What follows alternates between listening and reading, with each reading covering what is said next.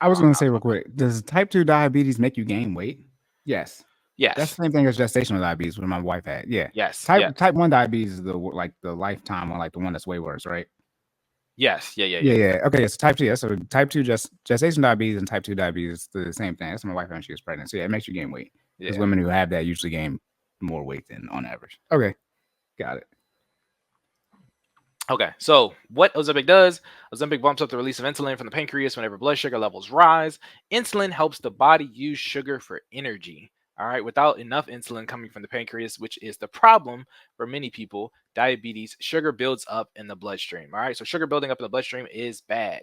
Ozempic limits that, all right, or increases the production of insulin, which limits that, which is good. Okay. Again, that is the intended use for Ozempic. That is not the popular use for Ozempic. So what does that do? Let's be going sidetrack for a second. Go into the economic impact of that, right? So what does that do when people are out here buying Ozempic for weight loss and not for its intended use? It causes supply and demand, right? For those who don't know basic laws of economics, when supply is limited, when demand goes up, the price for said supply goes higher. Keep me straight, Corey. Make sure I say this right, because I know we teetering in the finances, right?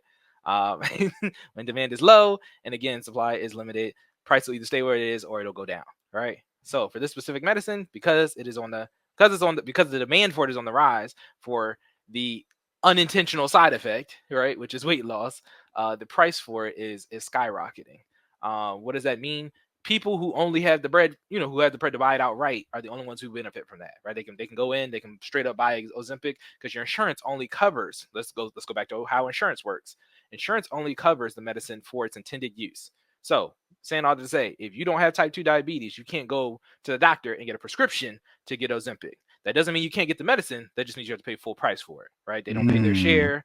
Insurance doesn't, so it doesn't knock it down to an affordable price for people like you and me, But if I'm Drake and I need Ozempic, I just go to the warehouse and pick me up some Ozempic. You feel me?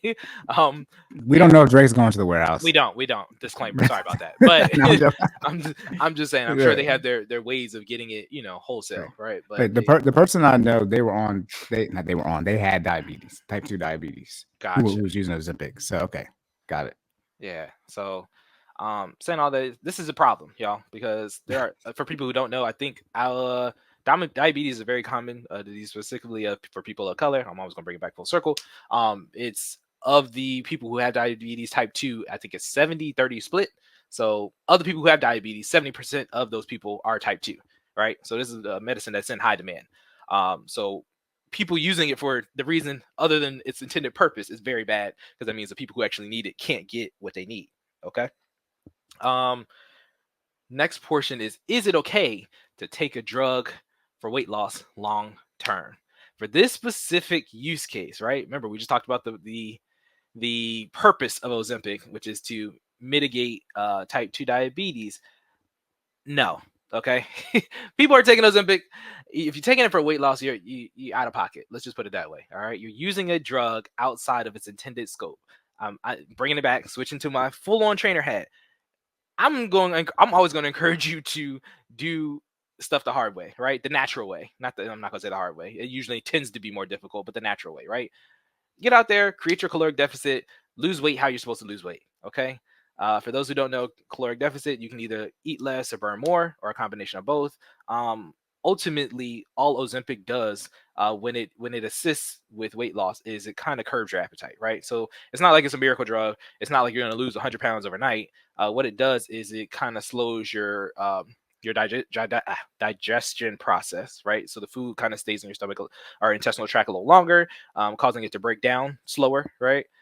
Which causes to curb your appetite. And then in addition to that, you eat less, right? So if I'm eating less calories per day, I'm automatically creating caloric deficit because if I was eating 1,000 calories and I'm on Ozempic, I'm eating half of that. I'm creating a 500 calorie caloric deficit per day. Add that up times 7 a week. You're losing a pound a week just being on the medicine, with the side effects. Okay. So that's how Ozempic works. It's not like, you're going to, wake up one day after taking a week of Ozempic and you're going to be 50 pounds lighter. You're just going to naturally start eating less as a side effect of the medicine. That being said, you don't need the medicine to eat less. People just lack what? What do they lack, Corey? They lack discipline. They lack good habits. You said you don't Listen, need the medicine to eat less. you The don't. way I be see some of y'all might. Because some of y'all, Listen. Y'all be doing gentle gentle parenting. I saw a video on gentle parenting before we got on here, and the girl, y'all lucky I can't share it all. We having issues with sharing the audio and stuff. The girl, I'm not gonna say what race the people were, but wink, wink.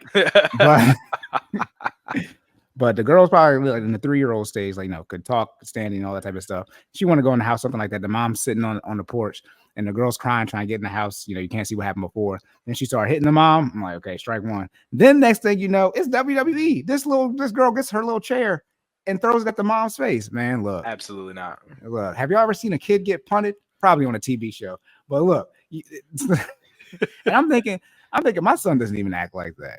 And he's not even one yet. I mean, he's still in the time frame where he can relatively do whatever he wants because his brain is still significantly developing. I'm like at 3 years old. Nah, look, I'm not having that conversation. So all that to say, gentle parenting doesn't work, and y'all be out here doing gentle disciplining yourself, which does not work. Okay, you be out here, all right, you just be, oh man, I can't even get it out. So just how that mom was letting her daughter just get worse and worse and worse. So y'all doing the same thing with your life. Y'all just letting the weight just go and go and go. Listen, they don't care. They don't care, Corey. Look, we already know everybody. 3 out of every 4 people are obese. Okay, that's 75%. 75%. Heart disease is undefeated. Whenever I see some crazy good looking food, I'm like, hey, that food do look good. But heart disease is undefeated. Even COVID couldn't get it out to number 1 spot, y'all. Just if you didn't know. Okay, even a global pandemic could not knock heart disease off the top of the list. Heart disease, obesity, all they kind of lump them in general in the same category. But heart disease being the number 1 killer. Undefeated. It's undefeated in the United States of America, at least. It just doesn't make sense, man. Discipline is doing what you need to do long after feeling of which you initially started to do it has departed, right? It's repetition. It's getting you. Y'all know y'all hear us talk about this all the time. Getting your reps in, right? You got to get your reps in. It's doing what you need to do to make sure that you stay healthy for the long time, right? And discipline isn't just fitness concept. I'm talking about fitness, so that's the context in which I use it in. But it's across the board, right? Doing what needs to be done so you can get the experience or get the results, the desired results, right? Long after the feeling in which you started that mission or that objective has left. All right. So that's the difference between discipline and motivation. Motivation, you start out, you're excited about the mission, you're excited about the goal, trying to get it done.